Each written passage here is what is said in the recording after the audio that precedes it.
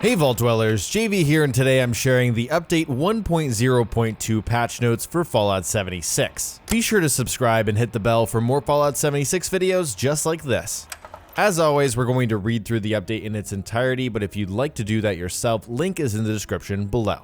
Update 1.0.2 for Fallout 76 is releasing next week on December 4th. It'll be a 3 gig download on consoles and only 36 megabytes on PC. The main focus with this one is to increase the stash size, improve performance and stability, implement some balancing changes, and bug fixes. So let's jump in. Under general changes for performance, we have PC frame rates are once again uncapped. However, reaching very high frame rates will no longer cause movement speed to increase. This was originally fixed in the November 19th patch. And then for stability, the game client and servers have received additional improvements. Early on, there was an issue where if you mess with the frame rate at all, like tried to uncap it, then it would mess with the movement speed in the game. So that has been addressed and finally fixed and uncapped, so that won't affect anything if you're playing on PC. And then stability is something we'll have to check once this update actually comes out. For camp crafting and workshops, the stash storage limit has been increased by 50% to 600 pounds.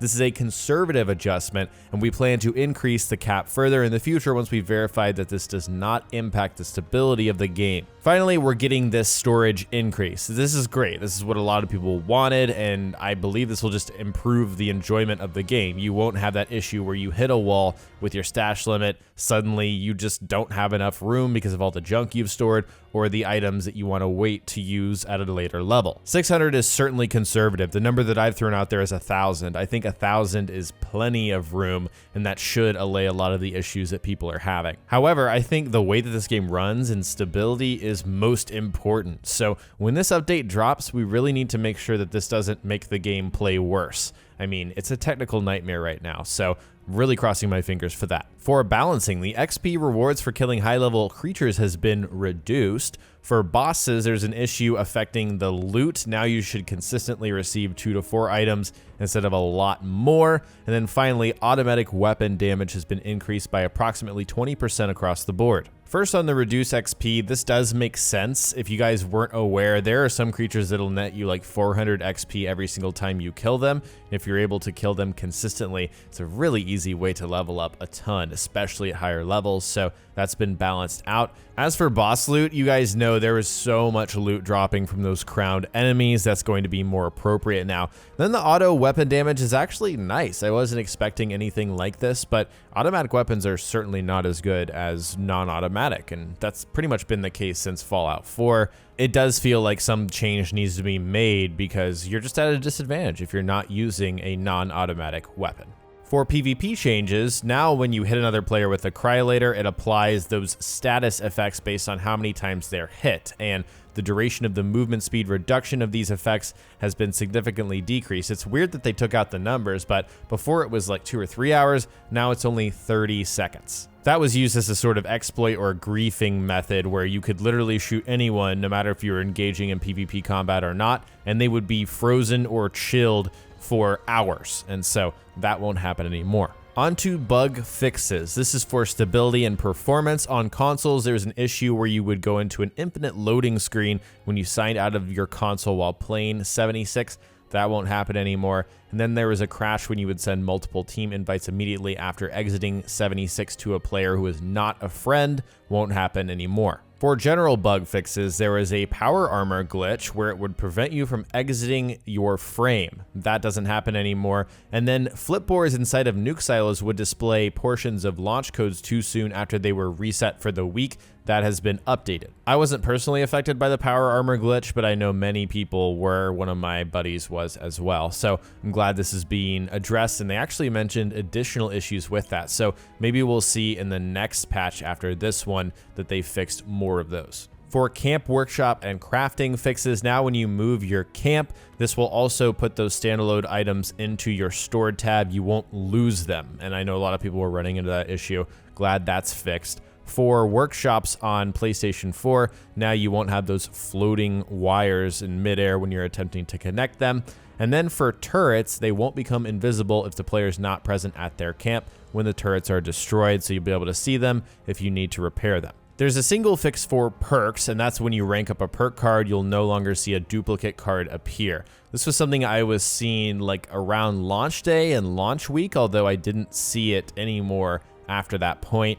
Now this won't happen for sure. For social bug fixes regarding teams, there was an issue that would prevent a team from correctly forming in a game world after creating the team on the main menu when you're both using new characters. Very specific issue that's been addressed. And then display durations for social notifications have been reduced when many notifications are pending. This should help address the issue in which players don't see that they successfully joined a team. For survival fixes, the electrically charged and unstable isotope mutations no longer provide the player with bonus health. The last section is dedicated to UI fixes. When you're AFK, now you will be disconnected after 10 minutes of inactivity, and you'll get a 1-minute countdown timer before you are removed from the game. If you're running the game in 16:10 on PC, the cursor position would be disjointed from clicks. That won't happen anymore. And then red crosshairs and enemy health bars would persist on screen even when the enemy was no longer in view.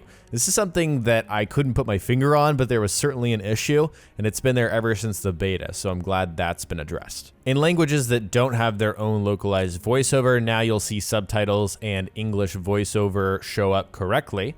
For the Pip-Boy, there would be duplicated data in the stat and effects interfaces. That won't happen again. If you die while you're over encumbered, this won't remove all map markers when you're trying to respawn.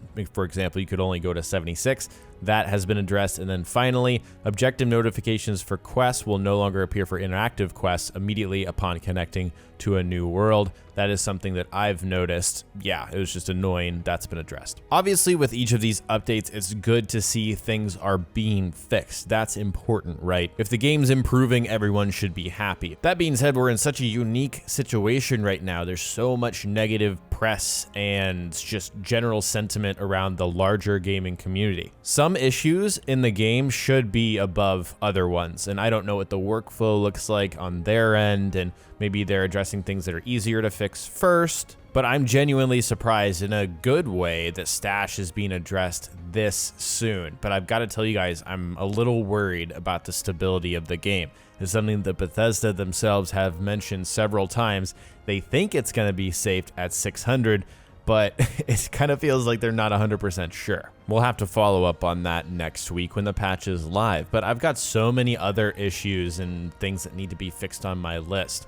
There are a collection of perks that just don't even work. Fix It Good does not work. Plasma weapon damage does not work. There's some serious PvP balancing bug issues when people of varying levels are trying to attack each other. Holotapes don't play in power armor. The lever action reload animation doesn't work properly. And then we also have that carrying weight exploit with pocketed armor. I think it's important to have realistic expectations, but at the same time, the way that this game released, I feel like we just need more bug fixes per patch. I don't know if that's unrealistic, but at this point, it feels needed. You may be enjoying yourself, you may not be affected by many issues, but for those that are, I don't know how much patience people can have when they're constantly running into issues, especially the hitch-ups in the gameplay, just the half-second pauses, and whenever I try to enter a crafting workbench, the game pauses for like 5 seconds at a time. Whenever I want to open my map, it'll pause for a very long time too. That stuff really yanks me out of the experience. Those are near the top of my list. In the comment section, what is at the top of your list for fixes? Share your thoughts below. If you enjoyed the video, remember to subscribe and hit the bell for more Fallout 76 content like my last video, where I discuss the FPS versus RPG conversation. Thanks so much for watching, and I'll talk to you next time.